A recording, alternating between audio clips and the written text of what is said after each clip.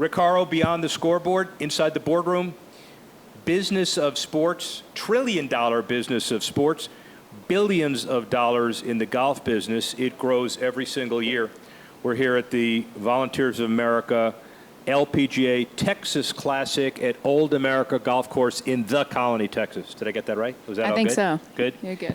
Angela Stanford, one of golf's superstars. She has double-digit wins. No, she has. How's that? Does it get better every minute? I love it. I hope I see you by the end of the week. By the end of the week, we'll have 100 wins. Yeah. 6 wins, Solheim Cup, a lot of success on the LPGA Tour. You start as a youngster, a real youngster, successful youngster. 1993 to 96, you won 4 straight Fort Worth tournament girls championships. When did you know you were going to be a superstar? I didn't. I wasn't highly recruited. That's the funny part. I just wanted to play. Like, that was the whole thing. I just wanted to play golf, and I was fortunate enough to be recruited by TCU and got to play all 4 years at TCU. And then at TCU, you decided Q school or right out to be a pro. What was the deal from there?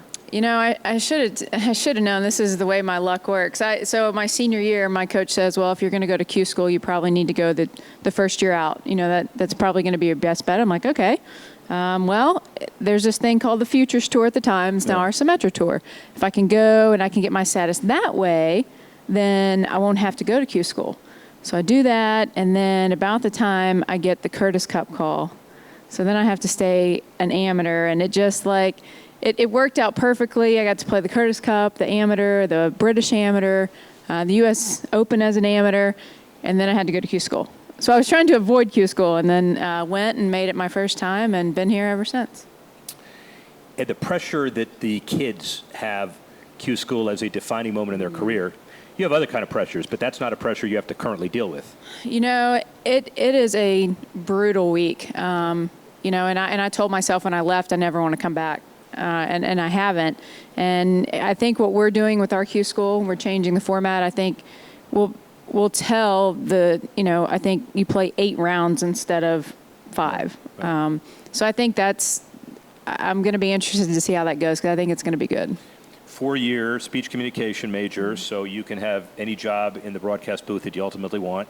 Your career is set on the course, and I'm sure it would be off the course too. But a lot of the women that you play with probably have uncertain futures relative to a high-risk game because they don't know where their next dollar is coming from. You know, talk about the business of being a pro golfer. I tell you, it's really, the older I get, so I've been out here 18 years, and I'm so glad I didn't know then what I know now. Because, would you have done it? Yes, yeah, of course yes, I would have. Anyway, I would have. But, I tell people all the time, I start at 0. Every year I start at 0. I think the one thing that we could probably... The area now that I'm older, I didn't know this when I was younger, is I think we could do better on the retirement and investment side of our tour.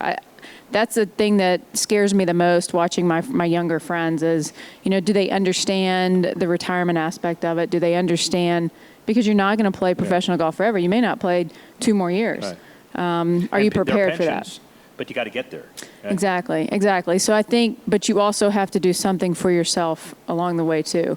I think that's the area of growth that our tour, we probably need that the most, after, and I've always said we have all these little things and we're getting better in so many areas. Well, retirement's one of those things that you don't really think about until you need it. So we're handling the things that we need to handle on this tour, but now that I'm getting older, I'm getting closer to that retirement, I'm thinking maybe we should, look into that. Well, and it's a trade-off, right? Because golf and tennis are inherently independent contractor sports, and it's survival of the fittest. But yet there are obligations of the league to be able to prepare you to do some things. This would be one of them? Well, I mean, I mean education. Yeah. Like, what can we be doing for ourselves? I think that, because I wasn't aware, this is something that I've learned along the way. So I think that's one area, talk about the business side of it, that I think we could learn more. How'd you find your first sponsor? It was actually the relationship that I had with my college golf team at TCU. Coach Angie had a relationship with Ping, and when we would go play in Phoenix, we went to Ping, and she's like, I want you to introduce yourself to the employees. I want you to know, the people that are giving you the golf clubs to use. And I said, Coach, I want to be a ping player. And I loved that company. I love, how nice they were to me. And they're just great people. And I wanted to be a part of their team. Do you view the Pro-Ams as a friendship solicitation, sponsorship solicitation, just getting to know people? How do you get in? Oh, and you got to practice for the tournament. But what's the balance? I'm very old school in my take on Pro-Ams. I believe it is honestly for the AMs. It's for it's their day. Any practice I'm going to do needs to happen before. I'll probably hit some putts out there, but hopefully all of my homework's done because that day is really about them. And I'm kind of old school in that because I've had some older ladies teach me that and teach me the importance of that. So I see it as I want to know people's stories. Like I want to know what they're doing there. I want to know, how did you wind up playing with me on a Wednesday in Texas? Yeah, and it's an interesting concept as well when you combine it with Mike Wan's little cue cards where he tells people that may not get it as much as you, that the sponsors are the ones who sign the check. So you got to make sure that it is their day, whether you believe it or not. And it is. I mean, it truly is. If they have a terrible time, they're not coming back. And that's, I use that with my foundation event too. I tell my board and I say, look, I want certain things done a certain way because I want people to come back. I want them to have a good time. I don't want them to walk away saying, I never want to do that again. And I think that's what LPGA players get. They get that if they walk away saying, gosh, that was fun, they'll come back. Talk about your foundation. I've always wanted to help kids. I love kids. I think a lot of times they kind of get dealt a bad hand and they didn't ask for it. My mom was diagnosed in 2009.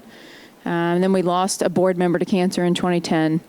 And I realized that when I was in high school, if I were a senior, I probably wouldn't have gone straight to school because we were very middle class. So we're trying to catch those kids that maybe are too rich or too poor, and they kind of miss some of the funding or whatever. So we're just trying to help them keep going. I believe you have to have a purpose in the morning. You're passionate, obviously. You have some experience with the benefits of the charity.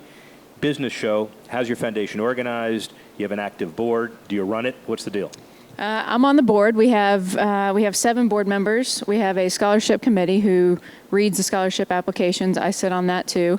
I'm very involved. I actually had this conversation with my mom before the foundation started in 2009. And I said, Mom, I think it's a big deal to ask people for their money. And I don't want to ever do anything that I'm not supposed to do with that money. We only have one paid employee. I say we're very boutique-y. We're not the Walmarts of the world, but hopefully we'll get there. We serve Texas kids in Texas schools, but pretty big state to start. Yeah. Right. But we're trying to keep the expenses to a minimum because when people give me their money, I want them to know that it's actually going to a kid in their future. Sure they know, and I'm sure they do. Interesting question. I'm assuming you're a jock, you're a Cowboy fan, TCU. What do you think about the one and done in college basketball?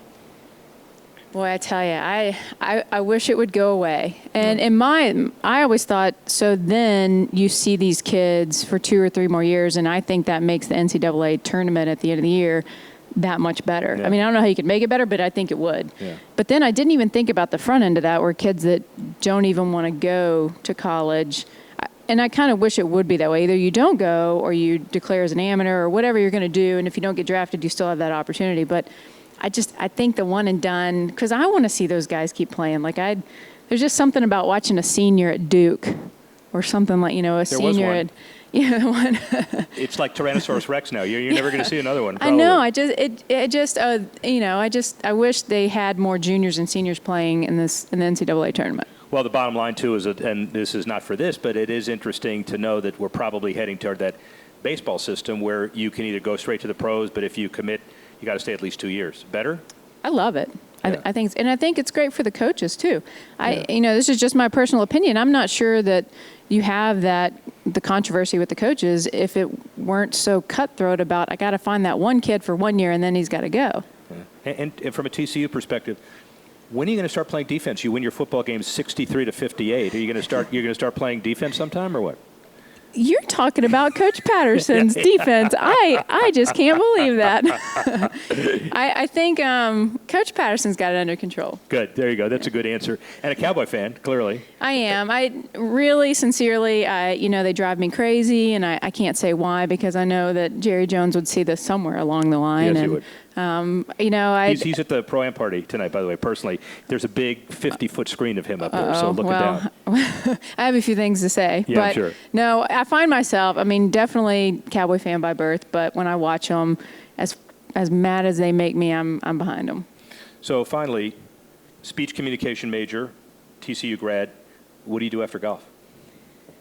I don't know. I never. Somebody once told me a long time ago, if you have a plan B, you're probably going to fall back on it. So I haven't really had a plan B yet, but I think if you're totally 100% in on what you're doing right now, I think the right door will open when you're done. And so there are a few more majors in your major victories in your future? I hope so. I think that's why I'm sticking around. Maybe I just outlast everybody and then I finally get one. Not a problem with that. Work for the Cubs. Thank you, Angela. Appreciate that very much. Thanks for having me.